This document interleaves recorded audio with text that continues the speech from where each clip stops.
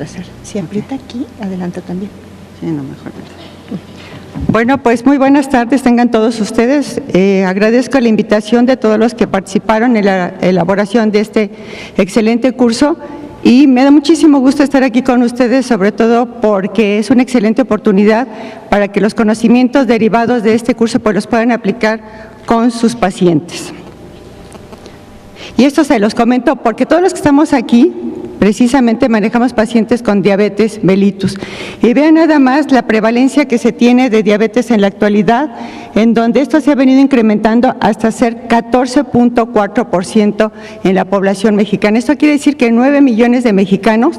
tienen diabetes. Y si ustedes recuerdan hace algunos años en las encuestas previas de la ENEC, en donde se mencionaba que habitualmente los que mayor prevalencia de diabetes tenían eran precisamente los estados del norte. Sin embargo, vean nada más cómo estamos nosotros aquí en el centro de la República Mexicana, en donde tenemos una prevalencia de 18.30 acá en los estados de Jalisco y nosotros 14.9, o sea, nada para sentirnos así orgullosos. Y les traigo a continuación un artículo que salió publicado recientemente en la revista de Salud Pública, en donde aquí el Instituto Nacional de Salud Pública y el Instituto Nacional de Nutrición de Ciencias Médicas Salvador Subirán, el doctor Carlos Aguilar y el doctor Salvador del Instituto Nacional de Salud,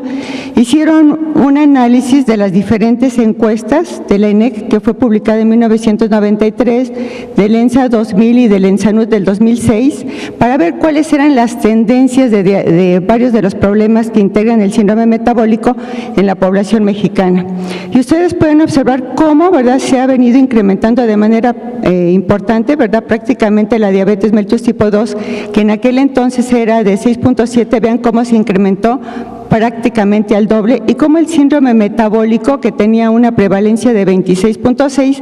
cómo se incrementó de manera muy importante a 36.8%. Pero lo más grave del asunto es que, fíjense, en la población diabética que se hace el diagnóstico en gente de menos de 40 años, cómo en 1993 era de 1.8% y cómo, ¿verdad?, para el año 2006 era de 5.8%. Entonces, sí, realmente es una situación, pues, de alarma. En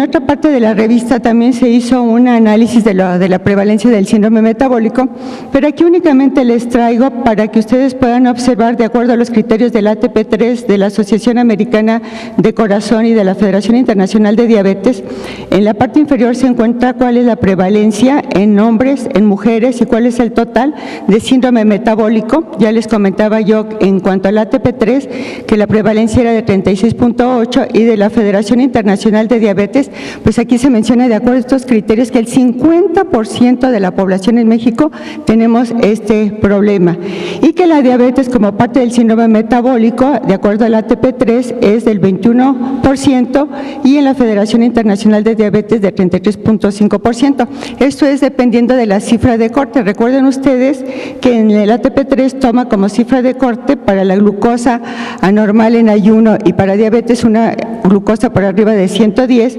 mientras que para la Federación Internacional de Diabetes mayor de 100 miligramos.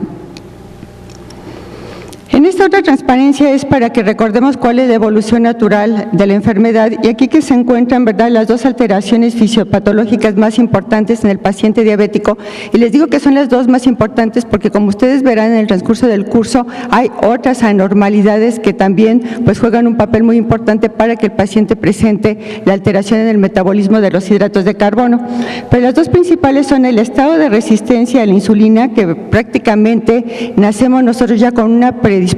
aquí en México y que si se van dando otros factores, pues se va desarrollando de manera más importante, pero lo que quiero que observen es de que esto se incrementa, pero llega un momento en que cuando se establece el diagnóstico de diabetes mellitus, ya después se continúa de manera igual, es decir, no se va a incrementar más.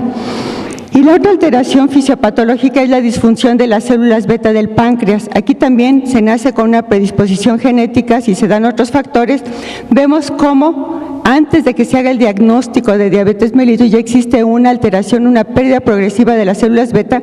que con el paso del tiempo esto se va incrementando. Y no es raro que algunos pacientes diabéticos tipo 2 de mucho tiempo de evolución se comporten como una diabetes mellitus de tipo 1. Entonces hay una pérdida progresiva de las células beta y el estado de resistencia pues se encuentra incrementado, pero no aumenta más.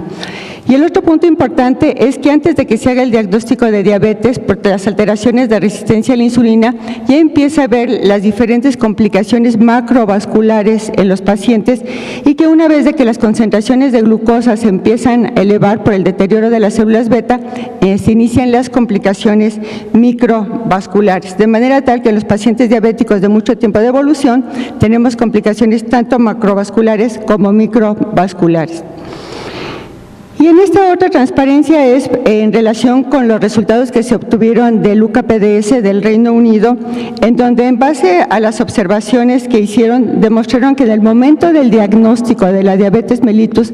tipo 2, ya hay una pérdida del 50% de la reserva pancreática, y que 6 años después del diagnóstico de diabetes mellitus, esta cifra del 50% disminuye al 25%, de manera tal de que es por eso que los pacientes empiezan a incrementar sus concentraciones de glucosa en ayuno, postprandial, la hemoglobina glucosilada.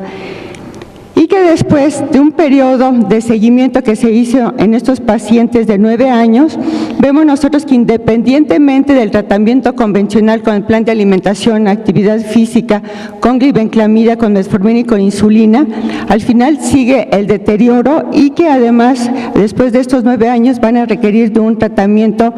combinado. Esto nos habla precisamente del deterioro progresivo de las células beta del páncreas. Y aquí ustedes pueden observar para ver el curso clínico en relación con el tratamiento que nosotros estamos dándole a los pacientes. Aquí tenemos que en el momento del diagnóstico de la diabetes, nosotros iniciamos, ¿verdad?, con el plan de alimentación y con actividad física. Y esto a veces es teórico, puesto que no lo llevamos a cabo, porque muchas veces el paciente a veces casi nos pide, ¿verdad?, nos exige que le demos algún medicamento, y nosotros tenemos que enfrentarnos, ¿verdad?, ante este reto de la modificación del plan de alimentación y actividad física,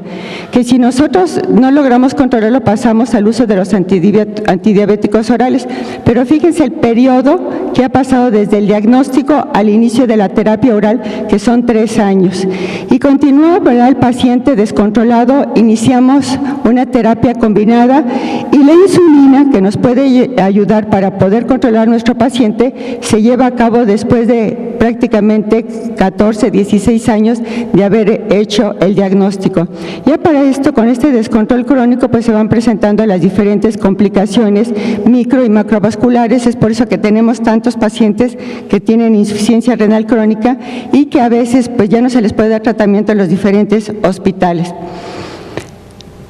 Aquí esto es para enfatizar en que el inicio de la insulina lo estamos haciendo desafortunadamente de manera retrasada. Aquí en este estudio de 266 pacientes, vean cómo el inicio de insulina se llevó a cabo 14.3 años después del diagnóstico de diabetes, y que cuando nosotros lo dividimos por diferentes periodos de años, como cuando tiene un paciente de 1 a 5 años de evolución de diagnóstico de la diabetes, únicamente en un porcentaje muy bajo está recibiendo insulina. Y esto es en base al estudio ahí de MPS que se hizo de la tercera ola en el periodo de 2007-2008, y en donde se hizo el estudio a nivel latinoamericano, y nosotros en México participamos con 2.439 pacientes. Y es que vean aquí cómo se encuentra la situación en este estudio. Pacientes que tienen una hemoglobina glucosilada mayor de 8%, aparentemente 66.6 lleva un plan de alimentación, que si ustedes recuerdan, los pacientes que acuden con nosotros a la consulta, como nos dicen, no, pues doctora, más o menos lo trato de llevar, pero es muy irregular el tratamiento. Un 44.6% de estos pacientes se están manejando con metformina, un 35.3% con sulfonilurea, y la combinación de agentes orales en un porcentaje muy bajo de 18.6%. Entonces, ¿esto qué conduce? Pues esto lleva lleva a que la mayor parte de los pacientes, más del 50% en este estudio, se encuentren con un descontrol importante, con una hemoglobina glucosilada por arriba de 7. Y aquí, ¿qué es lo que está sucediendo aquí en México? También en la publicación de la Revista de Salud Pública, ustedes pueden observar cómo un porcentaje muy bajo de pacientes, ¿verdad? Menos del 7%, se encuentra recibiendo insulina, y la mayor parte de la población que nosotros manejamos pues está con antidiabéticos orales. Y aquí quiero hacer énfasis en que también en lo de la dieta y el ejercicio, si se fijan, pues es una proporción muy baja de pacientes que tratan de llevar esta estrategia de manejo.